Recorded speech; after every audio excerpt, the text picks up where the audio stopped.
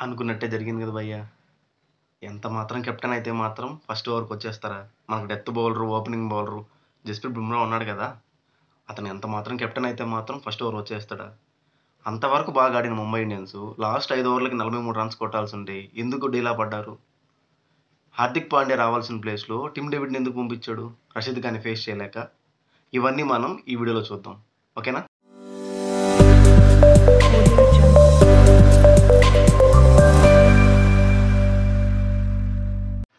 Hi friends, welcome back to my new video. ఇవాల్టి video ఏందంటే night జరిగిన match గుజరాత్‌కి, ముంబైకి. ముంబై ఈజీగా గెలవాల్సిన మ్యాచ్ ఎందుకు ఓడిపోయింది? సరే, అతను ఎంత మాత్రం ఫస్ట్ టైం కెప్టెన్సీ చేస్తున్నాడు అనుకో ముంబై ఇండియన్స్‌కి, ఓపెనింగ్ బౌలర్ వచ్చేస్తాడా? సరే వచ్చాడే అనుకో, నీట్‌గా వేయాలి కదా! 2 ఓవర్లకి 20 కొట్టించాడు. సరే అక్కడితోనే ఆగిపోవాలి కదా! మన వల్ల కావట్లేదు బౌలింగ్ అని చెప్పి. బుమ్రాకి ఎందుకు ఇవ్వలేదు ఫస్ట్ ఓపెనింగ్ బౌలర్‌ని? ఎవ్రీ టైమ్ ముంబై ఇండియన్స్‌కి opening bowling last time Boult వేసేవాడు. బోల్ట్ ఇప్పుడు లేడు కాబట్టి బుమ్రా లాస్ట్ సీజన్ కూడా ఓపెనింగ్ చేసేవాడు కదా! ఓపెనింగ్ కాకపోయినా సెకండ్ ఓవర్ వేసేవాడు. కానీ ఇక్కడ అతను ఎవరి మాట వినట్లే. రోహిత్ శర్మని నేను చూసినట్టయితే గ్రౌండ్ మొత్తం తిప్పించాడు. అక్కడికి వెళ్ళు, ఇక్కడికి వెళ్ళి, ఇక్కడుండు అని చెప్పి. అతను యాజ్ ఎ సీనియర్ ప్లేయర్‌గా అతను అర్థం చేసుకోవాలి హార్దిక్ పాండ్యా. అతను ఒక కెప్టెనే. మనం అతన్ని 30 యార్డ్ సర్కిల్‌లోనే చూసేవాళ్ళం కదా! ఇప్పుడు గ్రౌండ్ మొత్తం తిప్పించాడు. అసలు లాస్ట్ టాక్టిక్స్ ఏందంటే డెవల్ బ్రేవిస్ వికెట్ పడిన తర్వాత 36 బాల్‌కి 48 కొట్టకపోవడం ఎందుకు బ్రో? డెవల్ బ్రేవిస్ వికెట్ పడిన తర్వాత రషీద్ ఖాన్ బౌలింగ్‌కి వచ్చిన తర్వాత హార్దిక్ పాండ్యా రావాలి కదా! టిమ్ డేవిడ్‌ని ఎందుకు పంపించారు? ఎందుకంటే హార్దిక్ పాండ్యాకి రషీద్ ఖాన్ మీద మంచి గ్రిప్ లేదనమాట. వికెట్ ఈజీగా వస్తది. సో, హార్దిక్ పాండ్యా రషీద్ ఖాన్‌ని ఫేస్ చేయలేక టిమ్ డేవిడ్‌ని పంపించాడు.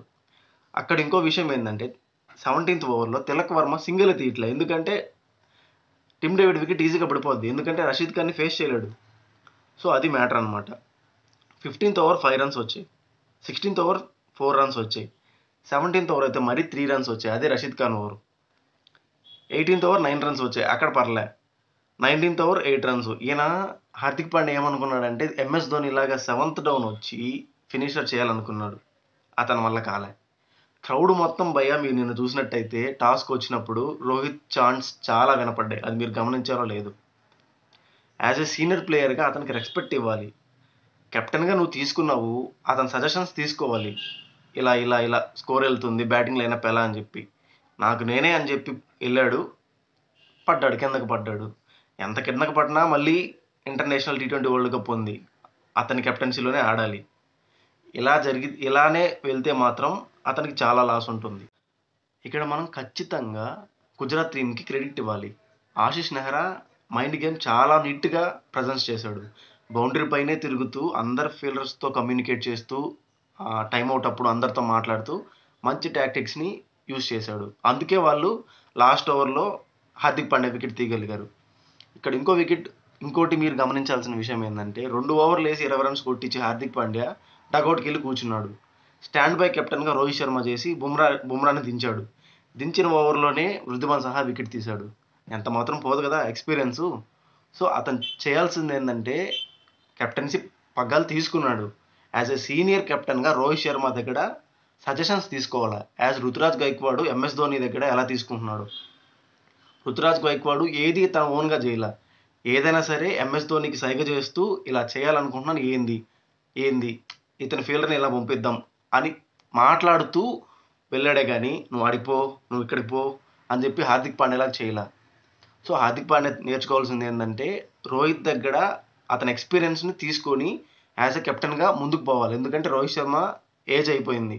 సో, మహా అంటే ఇంకొక 1 ఇయర్, 1.5 ఇయర్ ఆడతాడు. సో, నీదే కదా కెప్టెన్సీ. రోహిత్ శర్మ దగ్గర నుంచి ఎక్స్‌పీరియన్స్ చాలా తెలుసుకోవాలి హార్దిక్ పాండ్యా. ఎందుకంటే ఈ ఇయర్ అతనికి కెప్టెన్సీ ఇచ్చారు. ఓకే. ఇచ్చారు. మేమందరం యాక్సెప్ట్ చేసాం. యాజ్ ఎ రోహిత్ శర్మ ఫ్యాన్‌గా మేమందరం యాక్సెప్ట్ చేసాం. ఎందుకంటే అతనికి సరే ఇంక ఏజ్ అయిపోతుంది. సర్లే లెట్ దెమ్ ఇచ్చారు. ఓకే. అనుకోని మేము రియలైజ్ అయ్యాం. కొన్ని రోజులు బాధపడ్డాము ముంబై ఇండియన్స్ అలా అనౌన్స్ చేయంగానే. యాజ్ ఎ ఇన్‌స్టాగ్రామ్ హైయెస్ట్ ఫాలోవర్‌గా ఉన్న ముంబై ఇండియన్స్ డౌన్‌ఫాల్ అయిపోయింది. ఎందుకంటే రోహిత్ శర్మని కెప్టెన్సీ తీశారని చెప్పి. ఓకే. కొన్ని రోజులు బాధపడ్డాం. యాక్సెప్ట్ చేసాం. ఇక్కడ సూర్యకుమార్ యాదవ్, బుమ్రా, రోహిత్ శర్మ లేకపోతే ముంబై ఇండియన్స్‌ని ఎవ్వరు సపోర్ట్ చేయరు. 2013లో కెప్టెన్సీగా తీసుకున్నాడు. అప్పటి నుంచి ఆ ముంబై ఇండియన్స్ లెగసీని క్యారీ ఫార్వర్డ్ చేసుకుంటూ వచ్చాడు. ఇప్పటివరకు మంచిగానే చేసుకుంటూ వచ్చాడు లాస్ట్ ఇయర్ వరకు రోహిత్ శర్మ. అతను బాగా ఆడినా ఆడకపోయినా యాజ్ ఎ కెప్టెన్గా టీంని ముందుంటూ నడిపిస్తూ వచ్చాడు. అది ఇప్పుడు హార్దిక్ పాండ్యా పోగొట్టేస్తాడేమో అని చెప్పి అనిపిస్తుంది. పోగొట్టేస్తాడు నాకు తెలిసి. నిన్న మ్యాచ్లో చూసినట్టయితే రోహిత్ శర్మని అక్కడికెళ్ళు ఇక్కడికెళ్ళు అనడం చాలా అంటే చాలా బాధేసింది. ఇన్స్టాగ్రామ్లో, ట్విట్టర్లో ఆ వీడియోస్ వైరల్ అవుతున్నాయి.